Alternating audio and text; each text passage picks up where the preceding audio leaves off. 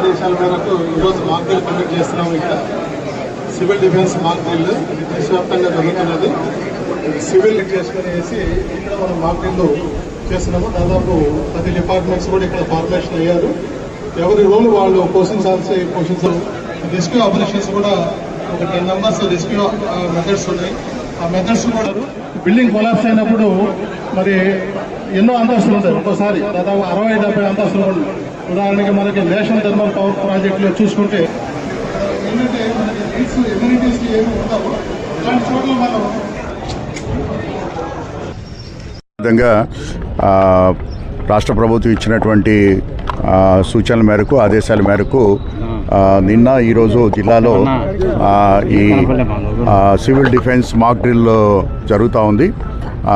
మన జిల్లా యాక్చువల్గా నోటిఫైడ్ జిల్లాలో లేకపోయినా కూడా ఇంపార్టెంట్ ఇన్స్టలేషన్స్ ఏవైతే ఉన్నాయో ఆ ఇన్స్టలేషన్స్ అన్నింటిలోనూ కూడా ఈ యొక్క మాక్ డ్రిల్ చేయటం జరుగుతూ ఉంది. ఇటువంటి ఈవెంట్కైనా కూడా సంసిద్ధతని వ్యక్తం చేస్తూ చేసేది మాక్ డ్రిల్. అలాగే నిన్నటి రోజున మనకి ఆర్టీపీఎస్, అలాగే ఐఓసిఎల్, అలాగే యూసీఎల్, పవర్ గ్రిడ్ ఇలాంటి మేజర్ ఇన్స్టలేషన్స్ ఏవైతే ఉన్నాయో వాటిలో చేయటం జరిగింది.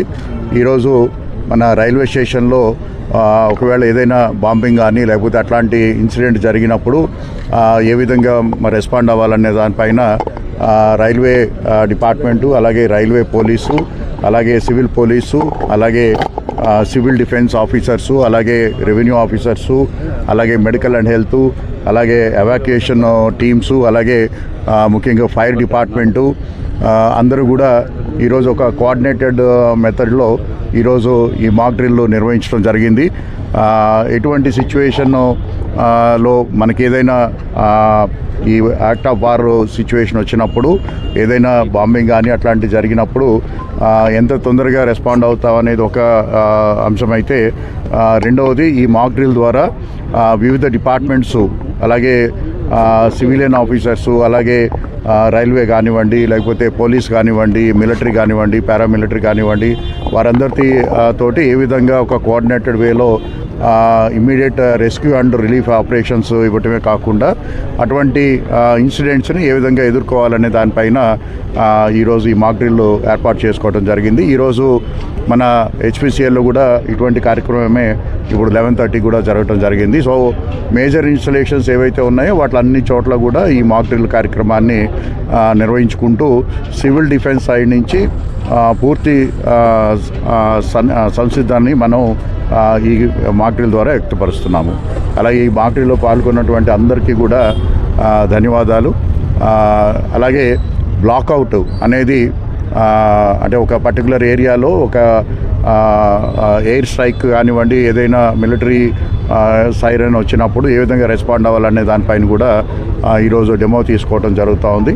సో దీంట్లో భాగస్వాములైనటువంటి ప్రజలకి, అలాగే వివిధ డిపార్ట్మెంట్స్కి, అలాగే పోలీస్ వారికి, రైల్వే పోలీస్కి, అలాగే రైల్వే డిపార్ట్మెంట్కి అందరికీ కూడా ధన్యవాదాలు తెలియజేసుకుంటున్నాం. Thank you.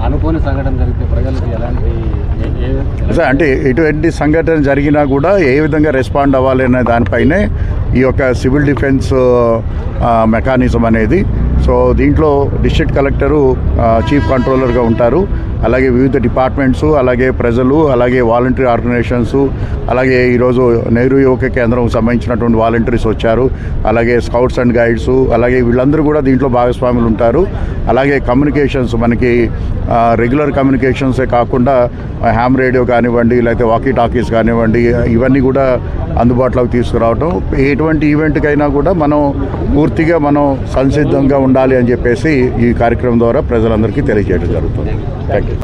బయటికి వెళ్ళిపోతాం, ఒక సైరన్ కాల్ తెలుస్తుంది మనకి.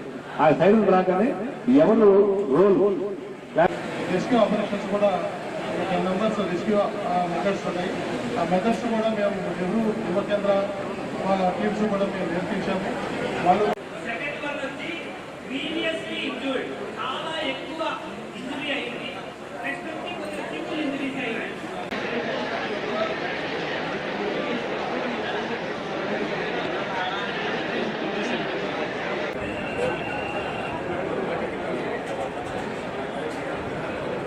చెప్పండి.